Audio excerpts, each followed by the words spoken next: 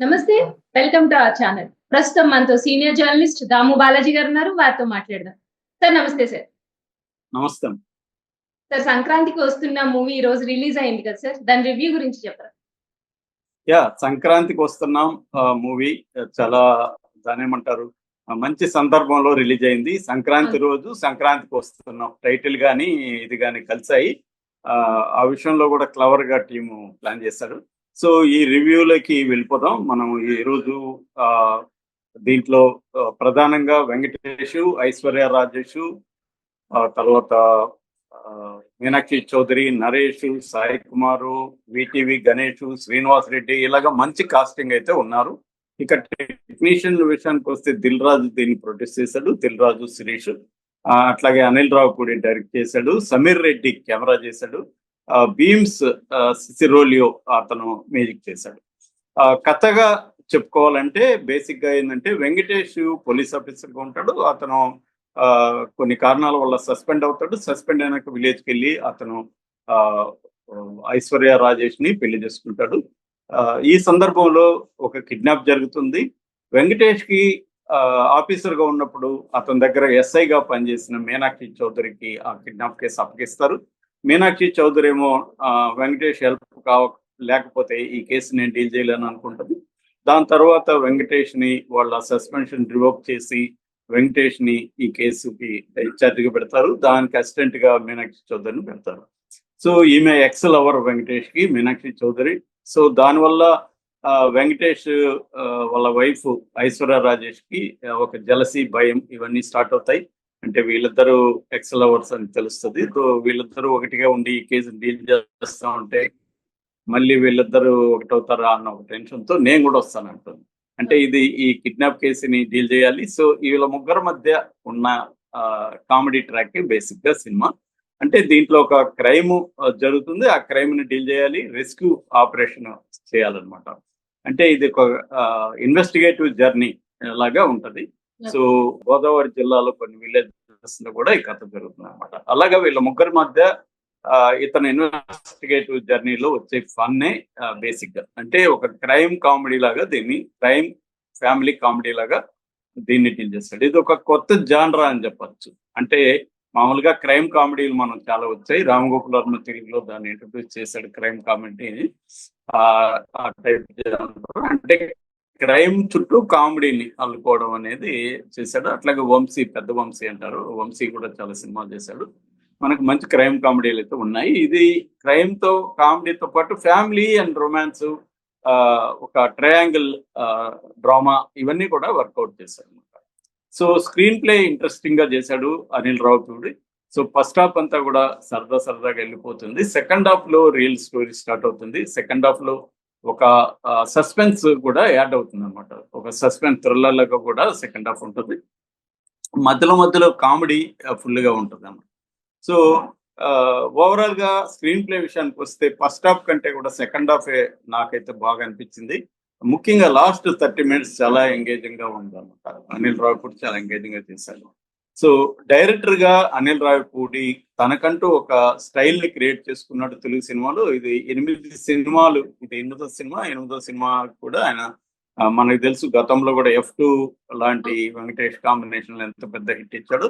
అంటే ఒక action comedy, crime comedy చేయగలడు అని నిరూపించుకున్నాడు అనిల్ రావిపూడి. అనిల్ రావిపూడి అంటే ఇంకొకటి ఏంటంటే తక్కువ బడ్జెట్ లో చేయగలడు. ఇప్పుడు ఈ సినిమాకి షూట్ చేసిన తర్వాత కనీసం 15 minutes కంటే ఎక్కువ కట్ చేయలేదు అంట అని మనకి ఇంటర్వ్యూలో చెప్పారు. అంటే వేస్టేజ్ లేదనమాట. వేస్టేజ్ లేకపోతే నీకు బడ్జెట్ చాలా కంట్రోల్ అవుతుంది. అంటే స్క్రిప్ట్ లోనే అతను ఎడిటింగ్ స్క్రిప్ట్ అంటారు, స్క్రిప్ట్ లోనే ఎడిట్ చేయడం అనేది అతనికి ఉన్న బలం అనమాట, వేస్టేజ్ కాకుండా. అందువల్ల ఈ సినిమాకి బడ్జెట్ ఎక్కువ కాలేదంటున్నారు. ఓవరాల్ గా 85 crores లోపలే బడ్జెట్ అయిందని చెప్తున్నారు. సో ఆల్రెడీ ఇది అడ్వాన్స్ బుకింగ్స్ విపరీతంగా అయిపోయినాయి. ఒక గంటకి, ఈ రోజు కూడా నేను ఇందాక చూస్తే గంటకి 16,000 బుకింగ్స్ అవుతున్నాయి. ఆల్రెడీ 401 షోలు హైదరాబాద్ కి ఇస్తే 401 షోలు హౌస్ఫుల్ అయిపోయినాయి హైదరాబాద్ లో. అంతగా దీనికి క్రేజ్ అయితే క్రియేట్ అయింది. మొత్తం రిలీజ్ అయిన 3 సినిమాలు ఏవైతే ఉన్నాయి, గేమ్ చేంజర్, డాకు మహారాజ్ ఈ రెండింటిని డామినేట్ చేసి సంక్రాంతికి వస్తున్నాం.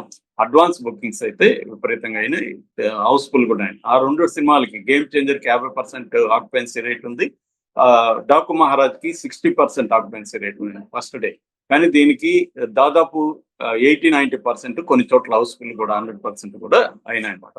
సో ఈ క్రమంలో దీంట్లో ఏంటి హైలైట్స్ ఏంటని చూసుకున్నప్పుడు ప్రధానంగా కామెడీ హైలైట్ అన్నమాట. ఈ సినిమాలో ఫ్యామిలీ అంతా హ్యాపీగా వెళ్ళి ఒక క్లీన్ కామెడీ అంటారు కదా, అలాంటి ఒక క్లీన్ కామెడీ ఉంటది. సో హాయిగా సరదాగా నవ్వుకుంటూ కొంత చిన్న సస్పెన్స్ చూస్తూ థ్రిల్ గురవుతూ ఒక డ్రామా, ఒక ఎమోషనల్ ఇంపాక్ట్ కూడా అనిల్ రావిపూడి ఇచ్చాడు. అక్కడక్కడ మంచి ఎమోషన్స్ కూడా వర్కౌట్ అయినాయి. సో అలాగా ఒక మంచి సంక్రాంతికి ఫుల్ మీల్స్ లాగా, ఒక మంచి భోజనం లాగా ఈ సినిమా ఉంటుంది అన్నమాట, ఫ్యామిలీ ఆడియన్స్. ఇక దీంట్లో పెర్ఫార్మెన్స్, వెంకటేష్ ఇంత ఫుల్ లెంగ్త్ కామెడీ చేయడం ఈ మధ్య కాలంలో ఎప్పుడు చూడలేదు మనం. అది కూడా అతను లౌడ్ కామెడీలు కూడా ఉంటాయి మనకు తెలుసు, లౌడ్ కామెడీ చేయకుండా సెటిల్ గా వెళ్ళాడు. అంటే సిచ్యువేషన్ కామెడీ అంటాం, ఆ సిచ్యువేషన్ లో కామెడీని క్రియేట్ చేయడం పైన ఫోకస్ చేసింది అంటే టీము. ఎప్పుడైనా సిచ్యువేషన్ కామెడీ కొత్తగా ఉంటుంది, ఎందుకంటే డైలాగుల వల్ల కామెడీ వచ్చే పరిస్థితి ఉంటది.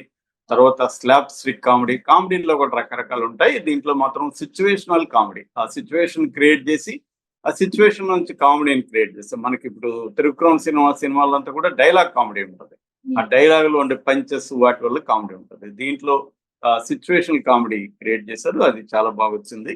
అట్లాగే వీళ్ళ ముగ్గురి మధ్య డ్రామా కానీ ట్రాక్ కానీ చాలా బాగా వచ్చింది. ఇక పెర్ఫార్మెన్స్ విషయానికి వస్తే వెంకటేష్ బాగా చేశాడు, తర్వాత ఐశ్వర్య రాజేష్ బాగా చేసింది, మీనాక్షి చౌదరి, ఆర్టిస్టులు అందరూ కూడా, నరేష్, విటి గణేష్ అందరూ కూడా బాగా చేశారు. టెక్నికల్ విషయానికి వస్తే ఫస్ట్ చెప్పుకోవాల్సింది భీమ్ సిసిరోలి. ఆయన పాటలు ఎంత పెద్ద హిట్ అయినా మనం చూసాం. ఒక్క గోదావరి గట్టే 8 కోట్ల వ్యూస్ వచ్చేసాయి మనకి ఆల్రెడీ. సో అంత పెద్ద హిట్ అయింది. సో బ్యాక్గ్రౌండ్ స్కోర్ కూడా చాలా బాగా చేశాడు భీమ్ సిసిరో. అంటే ఒక నేటివ్ ఫీల్ మనకు కనబడుతుంది. రెండోది, మనకి ఈ మధ్య కాలంలో తమన్ కానీ, ఇప్పుడు డాకు మహారాజ్ చూస్తే భయంకరమైన సౌండ్స్, అరుపులు, స్పీకర్లు బద్దలైపోతుంటాయి.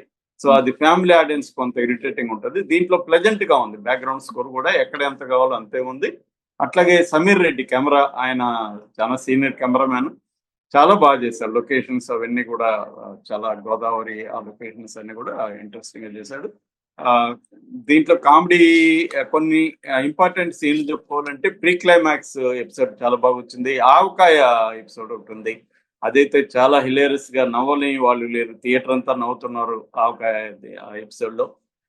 అట్లాగే లాస్ట్ 30 minutes చాలా బాగుంది. క్లైమాక్స్ లో ఒక మోనోలాగ్ సీన్ ఉంటుంది, అది చాలా బాగుంది. అలాగా ఓవరాల్ గా ఆర్టిస్టులు, బ్యాక్గ్రౌండ్ స్కోర్, ఇవన్నీ ప్లస్లు లిస్ట్ చెప్పాలంటే comedy, performance, music, camera work, screen play, songs second half లో చివరిలో వచ్చేది, అది ప్లస్లు. మైనస్లు కూడా దీంట్లో లేకపోలేదు.